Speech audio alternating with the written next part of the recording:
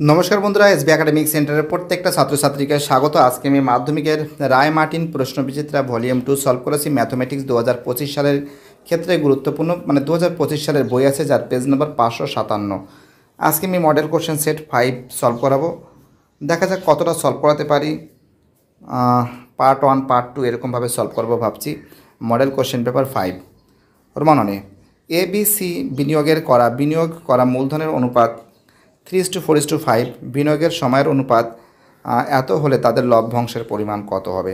একটা জিনিস মাথায় রাখবে যে মূলধনের যে বিনিয়োগের যেটা আছে তার সঙ্গে কিন্তু লাভের অনুপাতের সঙ্গে মানে সময়ের অনুপাতকে গুণ করলে কিন্তু আমরা অ্যান্সারটা পেয়ে যাব, ঠিক আছে। এবং তার সঙ্গে রোমান্টিকের অঙ্কটা দেখো, a+1 bracket close x² + 2a + 2 bracket close x 3a+4 দ্বিঘাত সমীকরণের বীজদ্বয়ের গুণফল 2 হলে বীজদ্বয়ের যোগফল কত হবে। তো দেখো এই দুটো অঙ্ক খুব সুন্দর করে তোমাদের আমি সলভ করে দিচ্ছি, ঠিক আছে।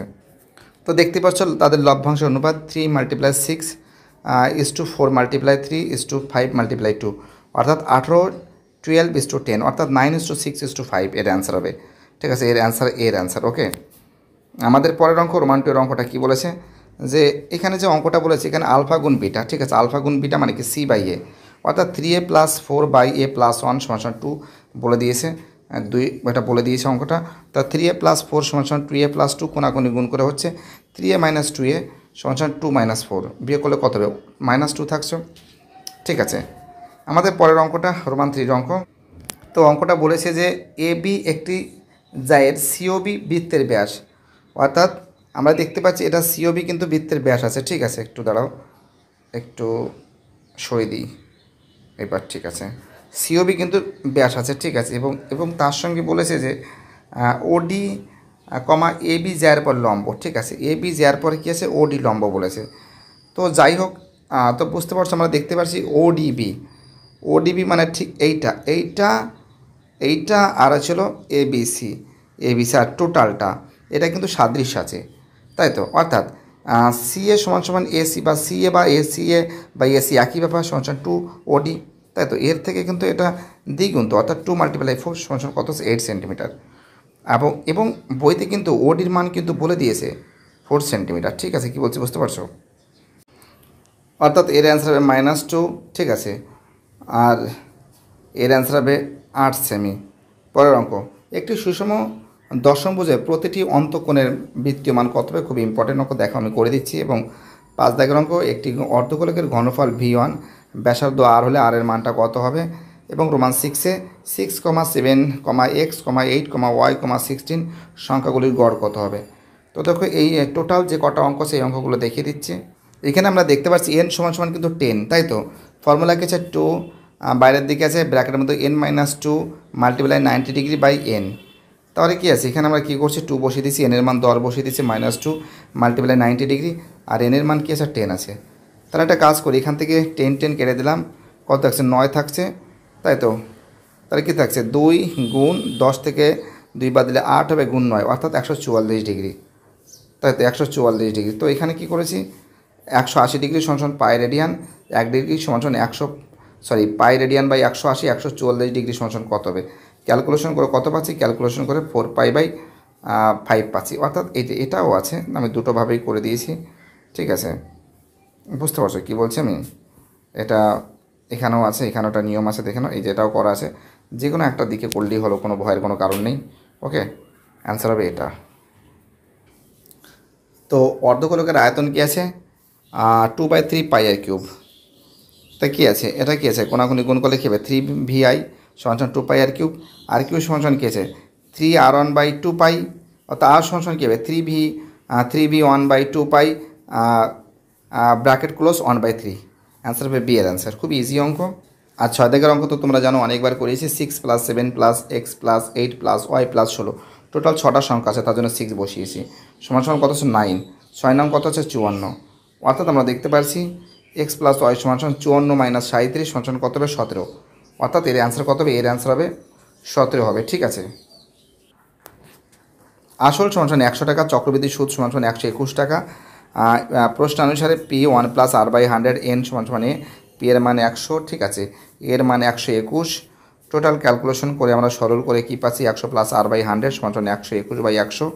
এ স্কোয়ার 121 মানে কি 11 আর 100 মানে কি 10 এর হোল স্কোয়ার।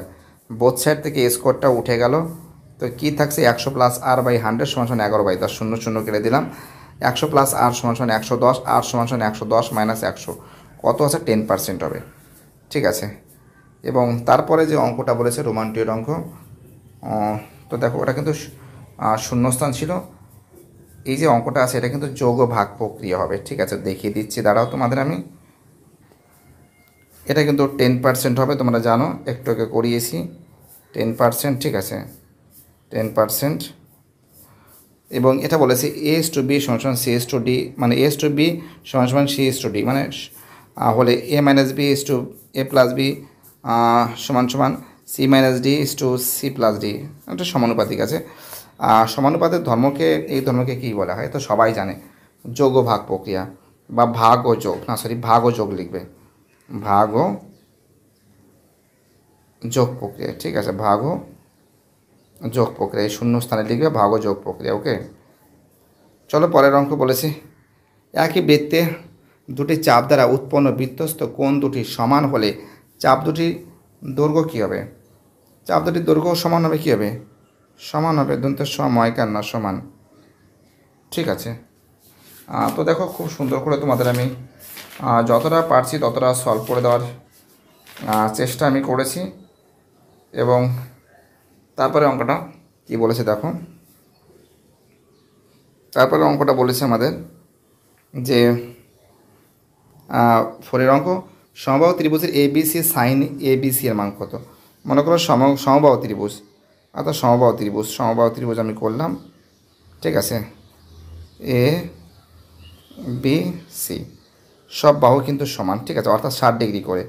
তো সাইন এবিসির মান কত হবে? সাইন কোণ এবিসি, সাইন এবিসির মান কত হবে? সাইন এবিসির মান কত হবে? সাইন এবিসির মান হচ্ছিল যে সাইন 60 ডিগ্রি, সমবাহু ত্রিভুজ বলেছে সব কটা 60 ডিগ্রি, 60 ডিগ্রি মানে কি √3/2, অ্যান্সার কী হবে? √3/2 হবে, ঠিক আছে, সাইন 60 ডিগ্রির মান। পরের অঙ্ক বলেছে 5-এ, একটি লম্ববৃত্তাকার শঙ্কুর বক্রতলের ক্ষেত্রফল ও ভূমির ক্ষেত্রফলের √6 গুণ হলে শঙ্কুর উচ্চতা ও ব্যাসার্ধের অনুপাত কত হবে? তো দেখো অঙ্কটা তোমাদের আমি দেখিয়ে দিচ্ছি, ওকে। তো দেখো শঙ্কুর যেটা আছে পার্শ্বতলের ক্ষেত্রফল πr/l সমান এর 6 গুণ বলেছে, তাই তো, 6 গুণ বলেছে, তার মানে কি √6 গুণ πr/l, উভয় রাশিকে বর্গ করে পাই, তাই তো, উভয় রাশিকে যদি বর্গ করে পাই তাহলে কী হচ্ছে, আমরা নজর করে দেখতে পাচ্ছি √6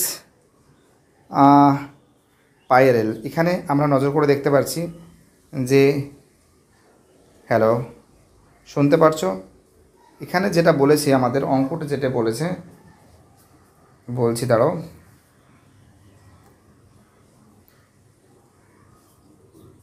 যেটা বলেছি আমাদের 5-এর অঙ্ক, দাঁড়াও পেজটা একটু বের করি, ঠিক আছে, একটু মুশকিল, তো অঙ্কটা না দেখে তো করা যাবে না। হ্যাঁ, একটি শঙ্কুর বক্রতলের ক্ষেত্রফল তার ভূমির ক্ষেত্রফলের √6 গুণ, ভূমির ক্ষেত্রফলের, অর্থাৎ একটি লম্ববৃত্তাকার শঙ্কুর ভূমির ক্ষেত্রফলের √6 শঙ্কুর উচ্চতা, অর্থাৎ আমরা নজর করে দেখতে পাচ্ছি যে এল সমান 6r², তাই তো, অর্থাৎ এল সমান কী আছে? 6r² আছে, তো উভয় রাশিকে বর্গ করে পাই, l² সমান 6r², তাই তো। তো l² মানে কি? l² সমান কী আছে? l² সমান r² প্লাস h², তোমরা জানো, তাহলে r² প্লাস h² সমান 6r², h² সমান 6r² মাইনাস r² মানে 5r², h/r সমান কী আছে? 5/1, অর্থাৎ h/r সমান √5:1, ওকে। তো এবার আমি 3 দাগের অঙ্কটা দেখাচ্ছি। 3 দাগের যে অঙ্কটা বলেছে 6 বছরের সরল সুদ ও সবৃদ্ধি মূল্য 4/25 হলে তাদের সুদের হার 10% হবে, তাই তো। অঙ্কটা দেখো, সময় 6 বছর, মনে করি আসল x টাকা, সুদ আসল 4x/25, সুদ সমান x মাইনাস 4x/25 সমান কী আছে? 21x/25, তাই তো। তাহলে সুদের হার দেখো, এখানে টোটাল ক্যালকুলেশন করে কিন্তু 14% পাচ্ছে, 14% পাচ্ছে, কিন্তু বইতে আছে 10%, তার জন্য এটা কী হবে? এটা কিন্তু ফলস হবে, ঠিক আছে। দেখো এই যে অঙ্কটা রোমান্টিকের অঙ্কটা বলেছে দুটি অনুবন্ধীকরণের যোগফলের কি মূলদ সংখ্যা হবে?